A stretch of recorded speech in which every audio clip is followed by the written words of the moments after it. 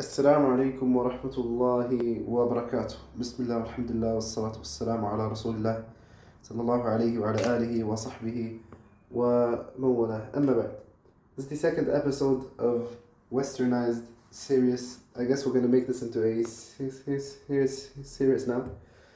Yesterday, when I recorded the first episode, I felt that there was a lot of benefit in it, and inshallah azza wa jal. So I thought, to really grab this issue, we really need to make it into a series. It just cannot just be one-time episode. There's a lot of things I wanted to say in yesterday's episode that I just couldn't fit in 1 hour. So because of that, inshallah azza wa jal, we will continue this series, inshallah ta'ala, today. Maybe we'll have like a few more parts. Yeah, from what I've planned right now, there are like 4 main topics that I want to make a one episode on each. If you guys have any other suggestions besides that, then let me know. But this second episode, I know I said in the last episode that second episode is going to be like looking at it from the Sharia viewpoint, from the Islamic law viewpoint. I don't want to do that yet. I just want to speak about some other things first.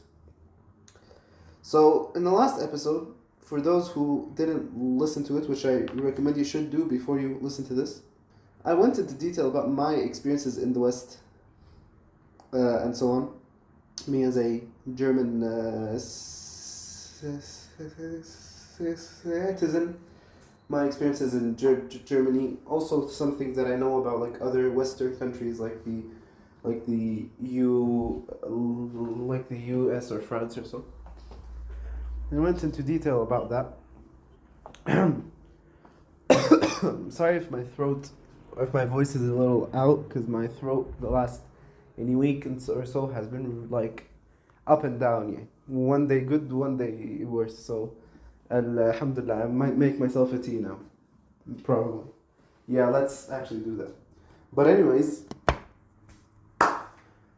so so basically I spoke about that. I spoke about my experiences in the West. And just so you guys know, at least these first 2 episodes, I'm not fully attentive while I'm recording them. So yesterday I was recording doing work. Today I'm recording while making a salad. So this is probably not the best thing to do. But since we're just freestyling, basically, I don't know, like I'm speaking without any specific script that I'm basing on or so. Just speaking about my experiences personally and so on. I would say, this is pretty good. Anyways, so today I want to continue about topics that I started yesterday and I didn't complete. Number 1, I said when I spoke about some of the sects that exist in Germany or generally in the West, I said that the government supports them. Now, when I said that the government supports some of the sects, I said that there was something that I want to say about that, but I just didn't say it yesterday because I kind of forgot. But I'll say it here. So basically, what I want to say there is that, as an example, as it is with us in Germany, the government supports misguided Muslim sects. With misguided Muslim, I don't mean that they're in Islam, but I mean that ascribe themselves to Islam. So like the Qadianis, basically. Of course, we all know the Qadians are kuffar. Those that say that there's a prophet after the Prophet sallallahu alaihi wasallam. Of course, they're not Muslims. However, I said Muslim, from that they ascribe themselves to Islam. That the German liberal atheists might think that they're Muslims, right? And here's one thing I want to say. I really don't know if they genuinely don't know that these people are kuffar, even for us, or if they're just acting like it. Both of them are possible answers. But basically what I think could be true, this is the first thing that could be, is that the government knows that these people, the Qadianis and the Ahbash and the Maturidi Ahnaf and so on, the German government, so they could know that these people are that not the real that they don't represent real Islam, right? But at the same time, I feel like they could also just not know.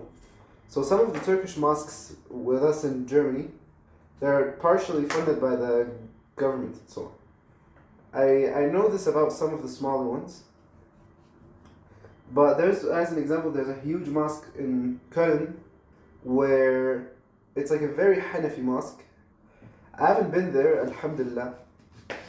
But basically that mosque is like a huge mosque and it's like an attraction for Muslims all around Germany and so on that go to Köln just for it. I don't know if that specific mosque is funded by the government or not. I mean, it kind of feels like because of how big it is, I guess.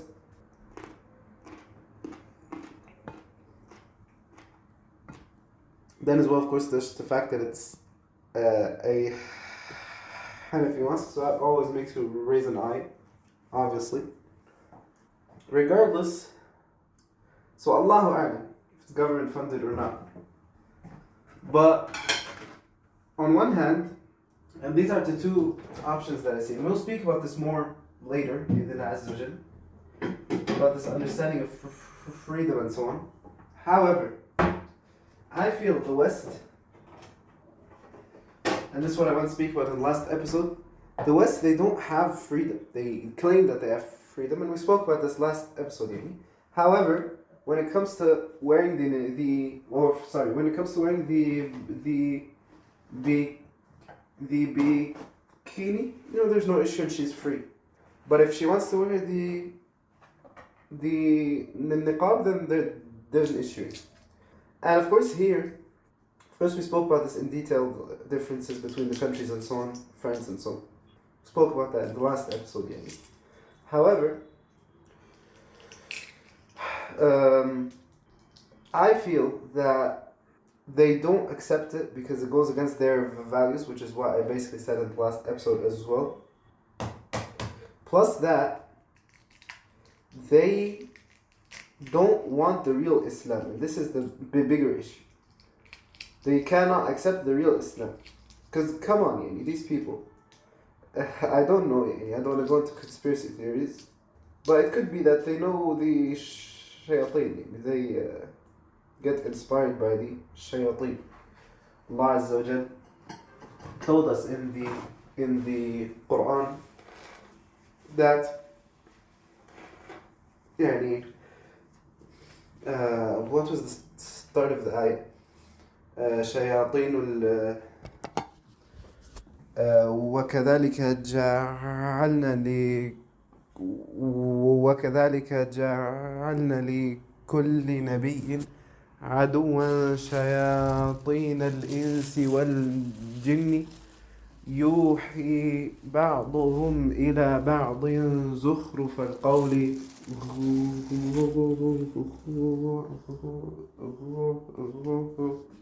غرورا. يعني that there are shayateen from among the ins, from among the humans, and that there are shayateen from among the jinn, and that they inspire one another. So could these people be classified as shayateen al-ins? 99% yeah. So they probably have something to do with shayateen jinn. I really don't know. And probably like that, I don't know, might have some like Satanist rituals or something. I don't know, and I honestly don't care. However, if they do, then that means that, they know that this Maturidi Islam and these types of things. Of course, I'm saying, don't tell me you're saying Maturids are Muslims. No, I'm not. I'm saying Maturidi Islam because they say that they're Muslims. So they want to use that as a cover to tell you, wow, look, we accept all of the religions, whether you're Jew, Muslim, Christian, atheist, deist, Buddhist, Hindu, or so we accept you and we support you and so on.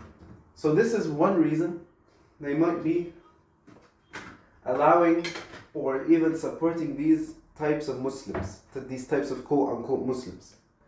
On the other hand, طيب, so this is one thing that could be, so that when they come to the real Muslims, they can say these people are extremists, but we're not against Islam because we support those Muslims. And for the general Muslims, the general Muslims who don't know, the details about the Maturidis and so on, they're gonna say, "Wow, yeah, you definitely support Islam. You literally build mosques, bro." Of course, not bro, because they're kuffar, but you know what I mean. So, this is one tafsir. This is one explanation to this. I guess the other one is that they genuinely believe that we're extremists, which there's no way, because there's literally nothing extreme about what we say. Yeah, and yes, we say that people are kuffar, that there is Muslim and kafir, طيب, but we don't justify violence in any way, shape or form. If I live in Germany, or I probably shouldn't say if here, but me as a German guy, my neighbors obviously, and I think in the entire street there's like 2 Muslims, other than me. So, or other than my family. So, and one of them is like, they don't even care about Islam like at all. Like she doesn't wear the hijab even. But let's say that one of my Christian or one of my atheist neighbors, his building would catch fire or so. Bro, I would be the first one to go and try to save him here. Not because of because it's like a human thing to do, as they say. No. Because Allah Azza wa Jal taught us that. طيب. And plus, this is not my country. I am literally in their countries, right? طيب. Just gonna eat this real quick and then we can continue, inshallah Azza wa Jal. So the issue is with those who come and say Islam is violent and all these things, you want to kill all of the kuffar and so on. They don't understand this idea of having a Muslim country, number one. Number two, they don't understand this idea of that if the people of the book who want to live, if we would have a Muslim state, a Muslim Muslim state running under the Islamic law, they would have no issue with the government. Then the government, they would collect the taxes, the jizya tax from the kuffar, طيب, and they would and then they would protect these kuffar as well, even though they are kuffar. طيب. So our issue is not with the Christians or the Jews who would, if they were in our country, who would pay the tax. Our problem is with those who portray Islam as something violent when it's not really. And of course, yes, like any religion, we have laws, طيب, that apply to people, as examples, people who leave the religion or people who kill someone without a right. Of course, he is executed and so on. With people who, and you have all sorts of laws that, guess what, also exists in like other faiths. طيب. And then we speak about this issue of Islam spread with the sword and so on. This is I'm not gonna water it down, because a lot of people, they're like, no, this is not correct and so on, and they get really mad when you speak about this or so. Islam, because there's no real easy way to say this, right? Islam didn't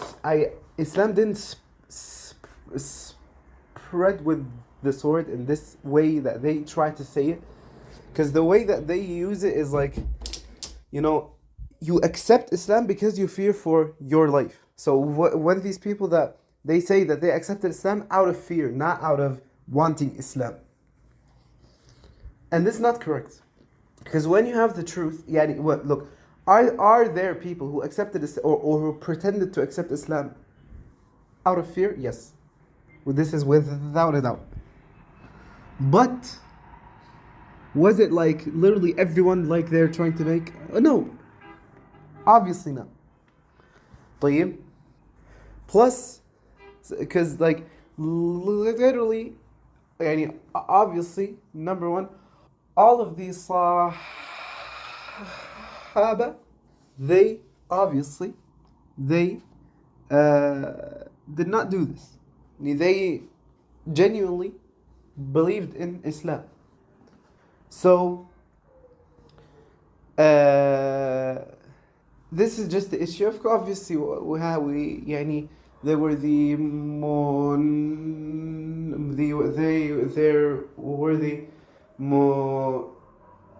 munafiqeen and so on. I don't want to go into this here. But what's funny is that those who say that Islam was spread by the sword are, in the majority of the time, the Nasara. When their deen, when Christianity was the most religion that spread by sword. Subhanallah. There are so many examples in history about Christians or people accepting Christianity because they feared for their life. But even though I want to go into this now. Now, going back to this issue, me personally, if I found someone, a kafir, who was in a burning building or so, in Tayyib, I would be the first one to go and save him. Not because of humanity and you need to be humanitarian and this trash. No, because Allah Azza wa Jal told us to do so. طيب. Now, before and of course, when I am good to the kafir, then he will be good to me. Then he might want to learn about Islam. When he knows that I'm doing this because of Islam, he might want to learn about Islam. طيب. And then, inshallah Azza wa Jal, and there's a lot of examples of people that started by they knew some Muslim guy or so who was nice to them, so they then looked around about Islam and so, and then they found out that Islam was the truth and so on, and then they came to Islam. This is also a good thing to do, that you do this with the intention of making him see how beautiful Islam actually is. طيب. Now, obviously, in the start we spoke about like how the West, they want to pretend like they have Muslims, that they accept Islam. Right? I'm just gonna repeat that if the sound wasn't good. So in the start we spoke about how the West, they pretend to accept Islam, or they want you to believe that they accept Islam or so. When, as we said, in reality they don't accept Islam. They accept, or they make their own version of Islam, push it out to you, and then they're like, we accept Islam, when they're literally the ones who made it and just gave it. They made a new faith and they called it Islam, so that you, the normal Muslim, are deceived into believing that these people are teaching Islam and care about Islam and so on. As an example, we in Germany have a university. I think it was in Bonn, I think. So basically this university, it's like a quote-unquote, it has like Islamic studies, quote quote unquote يعني. Of course it's nowhere close to being Muslim at all. However, they claim this, right? And I went to one of the seminars that they had before. This was like a long time ago, before I even really started to seek knowledge. But I recall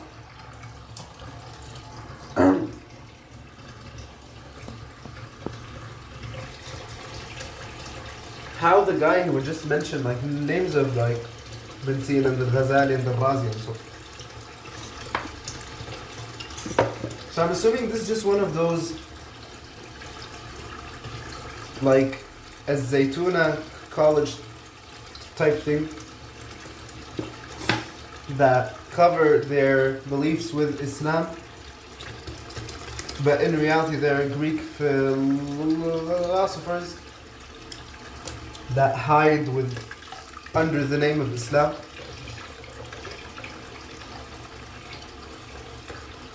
And in the end, when you have a kafir teacher teaching you Islam, then you should really think about rethink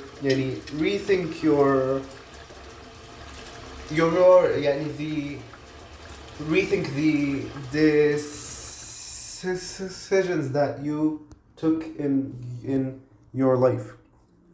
طيب.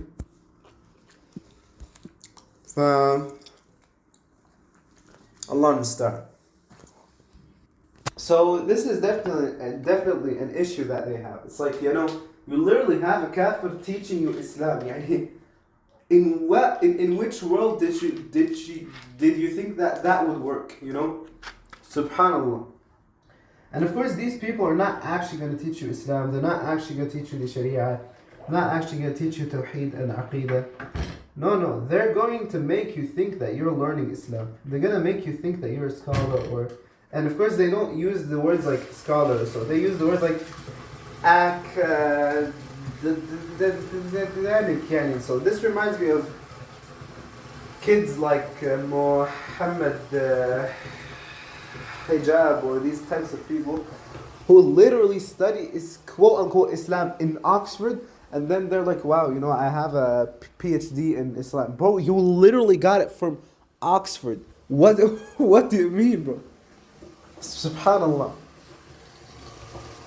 Allah understand. This is definitely a problem. Very big issue.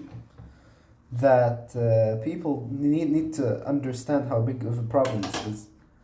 When someone leaves Medina, leaves the Islamic University in Medina, leaves the Islamic University in Riyadh and so on, and goes to Oxford or goes to that university in Germany that I was talking about, then you should really think about yourself. To think about all of the decisions that you took in your life. Rethink each one of them, because if you come up with such stupid things, then that's probably not the first stupid thing that you said or that you did yet. Anyways, so that's also one of the attempts of covering their tracks of claiming that we accept Islam. Yeah, I call this basically they're lying and they're trying to cover their tracks cover the tracks of their lies, right? This is basically what it is. Is there another wait? Okay, yeah. طيب. Allah musta'an. So I'm saying this because we need to be careful about this. We need to, stay away from such things. Don't study Islam in Germany, okay? I mean, if your sheikh is in Germany or so, I guess, yeah, okay. But don't study Islam from a German kafir, right? Of course, I've listened a lot to these people, طيب. I know what they say. So I remember there was this one guy. He's not really German. He's like, I think he's American. He spoke about the difference between. Of course, the guy is like, I think he's an atheist. I don't know if he's an atheist or Christian. But the guy, he spoke about the difference between the Mu'tazila and Ahl Sunnah.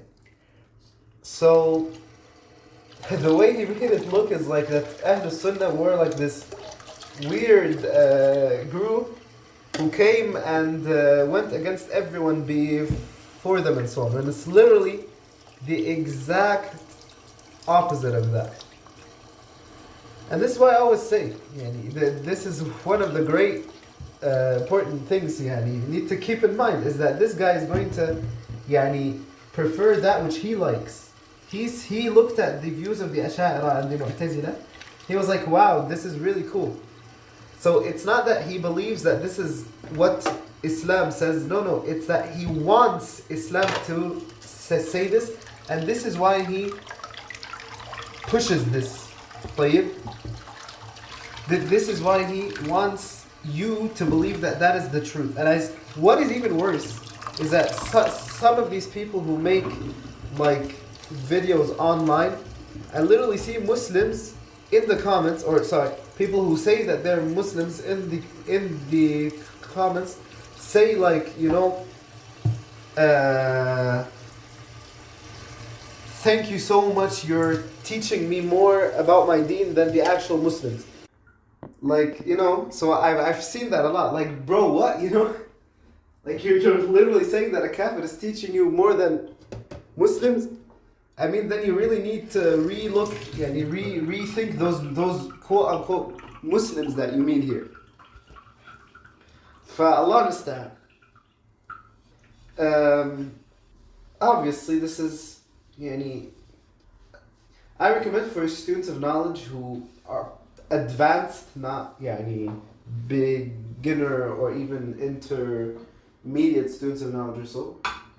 Advanced students of knowledge in the field of Aqidah, to look into what some of these Christians or atheists or so online, what they say about the Mu'tazila and so on. It's so funny.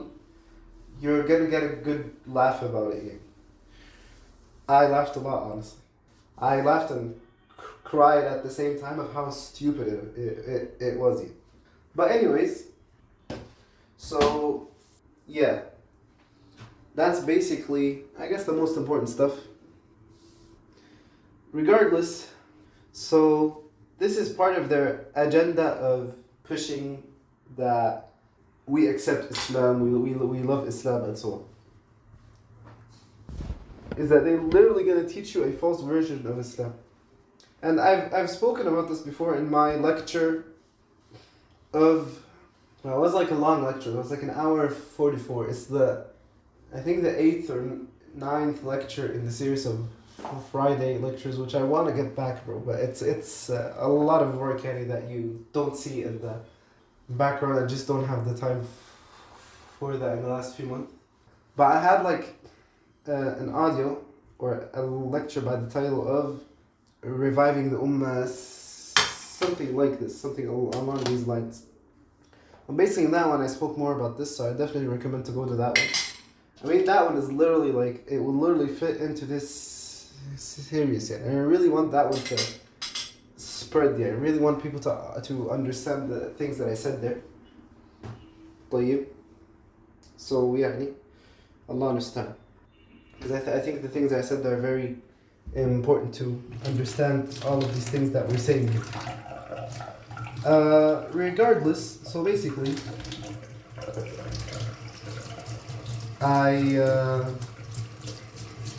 so this is their kind of agenda that they're trying to push, of that we accept Islam and we love Islam and so on. When in reality what they accept is a very watered down version of Islam. I mean, it probably has nothing to do with Islam except the names of like the pillars, who they also don't bother about, right? So the result of such things are Muslims without Islam. Obviously, when I say Muslims, I hope everyone understands that I don't mean that they're actually Muslims, but quote unquote Muslims, people who call themselves Muslims without Islam. And this is what brings us to people like Yasir Qadi, right? I don't honestly know where Yasir Qadi literally studied in the University of Medina, I think, which is insane. But yeah, Yasir Qadi is the perfect example of the guy who wants people to follow him. So when he speaks with the Sunnah, he doesn't find people following him, so he goes and makes up things so that people follow him and so. This is what we've spoken about a lot before. Yasir Qadi is literally a Mu'tazili number one. This he probably, I don't know, I'm assuming he might have gotten affected by those people who say that the Mu'tazila, they were just trying to activate their brains and so, these types of people. فالله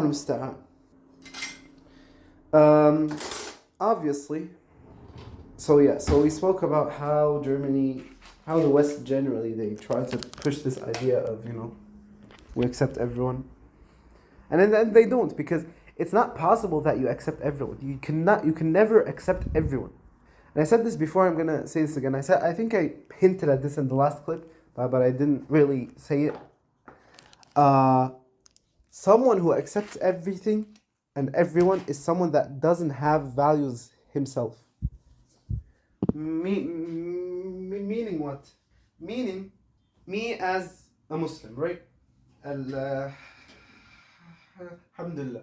I would never accept something that goes against my deen. طيب? So I would never be able to go to a Christmas party or so. Why? Because these people are celebrating the birth of the son of their God, who is also the human version of their God, right? And I believe that the one who says that is a kafir. And Allah Azza wa Jal says, in the Quran, Allah says in a lot of places that He doesn't have a son and that this is a very big lie against Him and so on. I'm not going to come to something that literally a big part of the Quran is against, which is that Allah has a son.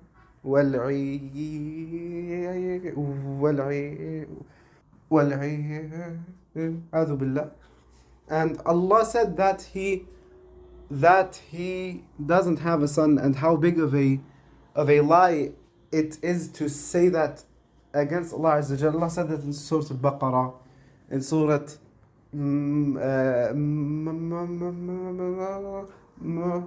Maryam, in Surah Al-Imran, in Surah Al-Zukhruf, and so on. And then on the other hand, they're also doing shirk on the side of that. They say that this is the incarnation of God and so on. And this is not just what a part of the Quran or a lot of ayat in the Quran are against. No, this is literally what the entire Quran is against. As Ibn Qayyim said, you will not find a single verse in the Quran, but that you will find that it promotes that Allah is one. طيب. So these people are literally insulting Allah, and they're committing shirk. And so me as a Muslim, as someone who respects myself and who actually believes in Islam and who, I respect that which I believe in and so on, I could never go with people who are celebrating something that goes against my deen. Now, people without values, like the modern day quote-unquote Christians, a lot of people, they tell you, my Christian co-workers, they congratulate me on Eid. So, of course, I have to congratulate them on Christmas. So I say, no, that's not how it works. Because this is literally liberalism in this way. Or this is literally like this humanitarian kind of type of thing, which is like, as long as I'm not harming anyone, I can do what I want and so on. I'm gonna actually have to do a phone call right now, so yeah. So we actually have, if you want to call it values, I guess you could, even though I don't know if that word would be correct to use or not. Honestly, I don't know. But we have values in this way that we go off on. We have, in Islam, we believe that Allah Azza wa Jal clearly shows us the correct from the wrong. So, for me to know if something is correct to do or wrong to do is to go from Islam. And not from, they congratulated me on Eid. I have to congratulate. Bro, I don't care. This is literally, if you genuinely believe that congratulating Christians on Christmas or so, that this is allowed or that this is good, then you should re-look at your Islam, really. You should revise your Islam. And especially these people that tell me, they congratulated me on Eid. Did Allah Azza wa Jal tell you if they congratulated you on Eid, then you need to go and do? No. Allah Azza wa Jal in the Quran spoke against those who celebrate the celebrations of the kuffar with them. So, you're not going to come and be like, but I would normally not do that. But actually now, because you congratulated me on Eid, I'm going to... Bro, no. This is a way shaitan tries to deceive you by telling you, look, they congratulated you on Eid. طيب. And then now I go back to why I even spoke about this. He congratulated you on Eid because he doesn't care. He's not actually a Christian that goes to church and cares about his deen. Because a real Christian who cares about his deen, he would never, ever congratulate you on Eid. And bro, that's not even bad. I don't want any Christian listening. I don't know why a Christian would listen to this aslan. But I don't. If there are Christians listening to this, I don't want them to feel like, I'm saying this as like a bad thing, that any real Christian wouldn't celebrate with you. No, it's because this is a celebration that has to do with our belief. Your belief and my belief are not the same. Your belief and I believe that you're a kafir and you believe that I'm a kafir. We don't need to, of course, I'm not saying this will stop us from working together at the job or so, or from being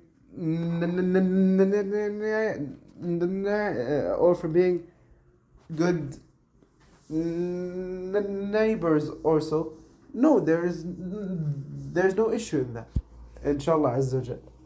But the issue is when you go and you congratulate them, these things. And you can ask any real Christian, not like a priest or so, because like most of these are corrupt nowadays and they, only care about their own income and so on. They don't actually care about their deen. But a real Christian will tell you that he believes that what we believe in is against their beliefs. طيب.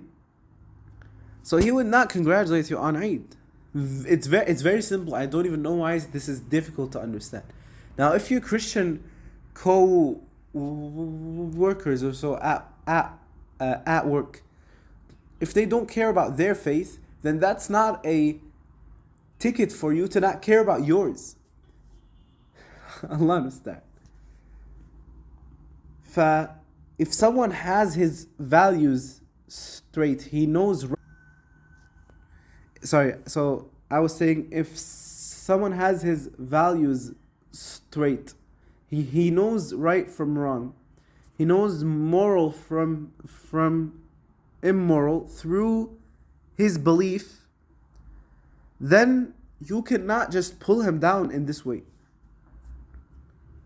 طيب, you cannot just convince him of anything because he has a base to go off of.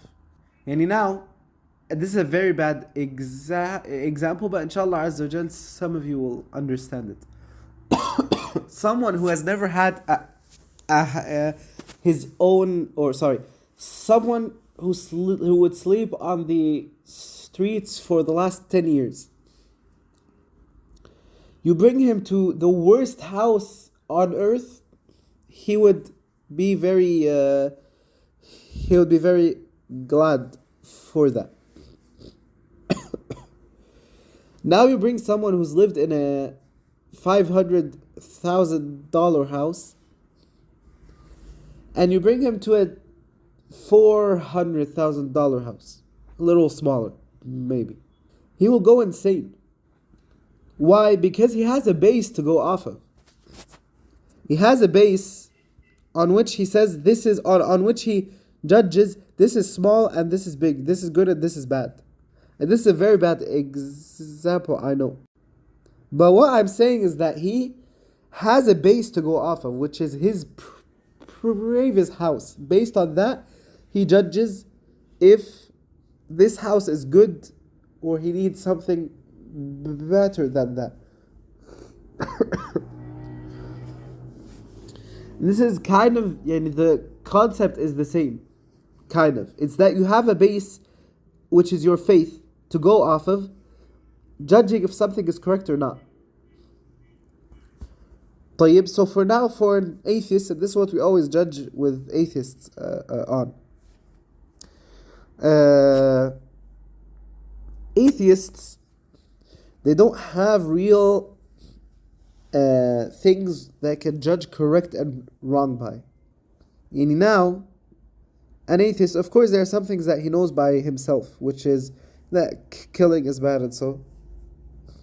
Not like the Mu'tazila and the Ash'ari say that he cannot know anything, right? No, he can know some things by himself. That killing is bad, that stealing is bad, and so on. But he Subhana Rabbi, he will not know the details. He will not know how to pray and so on, because he doesn't have a book that will teach him that. So when we come to in Islam, what is our base for correct and wrong? Our base for correct and wrong is what Allah is what Allah Azza wa Jal said. So when you come and tell me that we congratulate them for Christmas because they congratulate us on Eid, you're not judging by what Allah Azza wa Jal has revealed. You're not judging by the Quran. Of course, for some people, the one who does this is a kafir, طيب, without a doubt. He's a kafir, the type that goes out of Islam. And we say the one who does this, he's a kafir that is still inside of Islam, inshallah Azza wa Jal. But it's like the minor shirk, or the minor kufr. It's not an easy thing. It's a very big thing. But this is what they do, is that they don't judge by what Allah has revealed. You need to judge by the Quran, not by he congratulated me on Eid, Allah understand. And this is why I want to speak about those who they always say you need to judge by what Allah has revealed and so on, and they make themselves big in this issue, and they don't have anything in their life except this issue. These people, in the majority of the times, they themselves don't even judge by what Allah Azza wa Jal has revealed. These people, in the majority of the times, they go to a part of those who don't judge by what Allah has revealed, speak against them, maybe even وَالْعِيَاذُ بِاللَّهِ takfir them with the type of takfir that actually takes them outside of Islam, and not just the minor kufr. طيب. So they come to them and they do all of this, and then they come to someone else who did the exact same thing, who also didn't judge by what Allah has revealed, and then they're like, this is Al-Imam Al-Ghazali, Imam Al-Razi, Imam Al-Nawawi.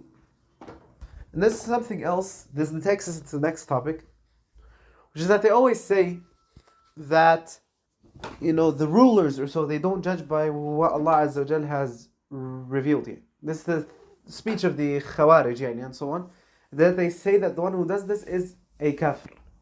Kufr that takes you outside of Islam. When Ibn Abbas clearly said that is not the case. But then basically, they come to Al-Razi, Al-Ghazali, and so people who didn't judge by what Allah has revealed, not just in what is judging about around the people, but what is judging about Allah Azza wa Jal. So they came and they judged about Allah, about that. Now, as an example, Allah Azza wa Jal said in the Quran that He has a hand. So these people see this in the Quran, and then they're like, yeah, but it can't be, because our laws of Greek philosophy say that Allah cannot have a hand. You're literally judging by other than what Allah has revealed. You're literally judging by Greek philosophy, putting that above the Quran, putting that above what the Prophet sallallahu alaihi wasallam said. And then some people come to you and they're like, this person is a kafir because he didn't judge by what Allah has revealed. And this person, he is a Muslim and he's an imam, he's a scholar that we follow. Even though he didn't judge by what Allah has revealed in something that is bigger than what the other guy did that you takfir. But now you might tell me, what does this have to do with the West? What does this have to do with us being influenced by the West? This has to do with that because of this issue of making Allah unimportant or so. Of course, we've spoken about this before, and we'll speak about this more, inshallah Azza wa Jal.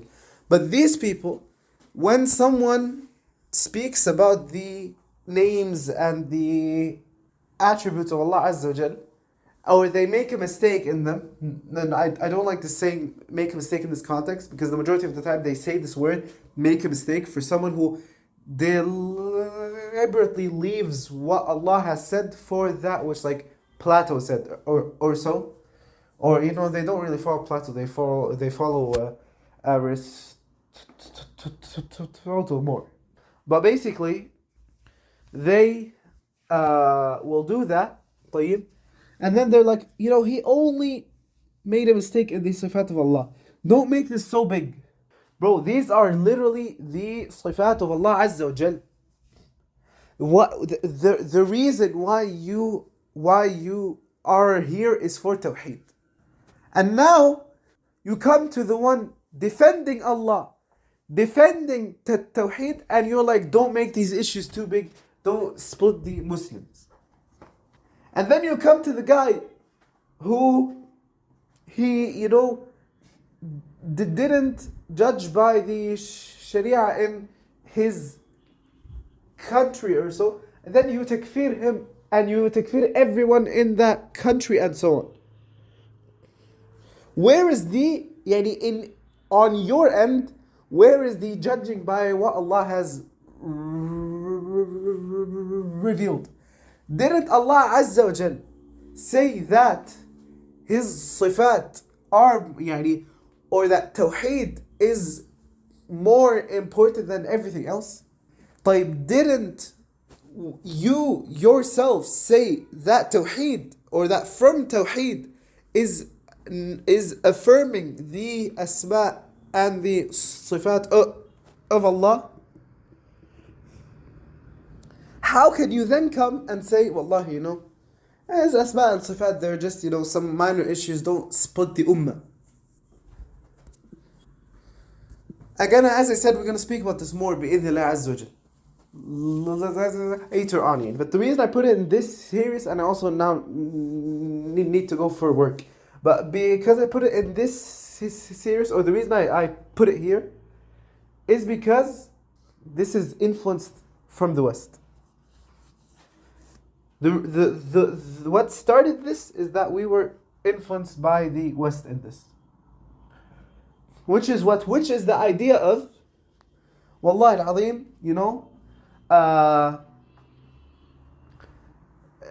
this like humanitarian cause.